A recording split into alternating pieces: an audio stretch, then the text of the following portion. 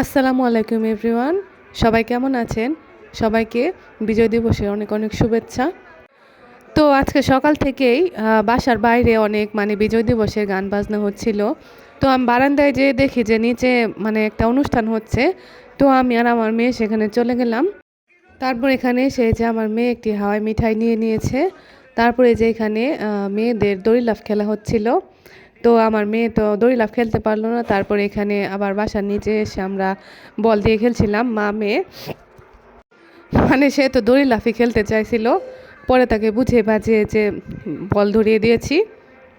তো এখানে সে খেলা করছিল। তারপরে এখানে দেখে একটা আঙ্কেলে যে কালারিং মুরগির বাচ্চা নিয়ে আসছে, এটা অনেকেই কিনতেছিল। তো এটা দেখে আমার মেয়ে আরও বায়না করলো যে সেও নিবে। আসলে এগুলো দেখতে অনেক কিউট লাগে, তাই না? এই যে আমার মেয়ে এগুলো দেখে অনেক খুশি হচ্ছে, কিন্তু সে ধরতে পারছে না। ধরতে ভয় পায়, কিন্তু সে অনেক খুশি। তো অবশেষে আমার মেয়ে জোরাজোরিতে কিনেই ফেললাম।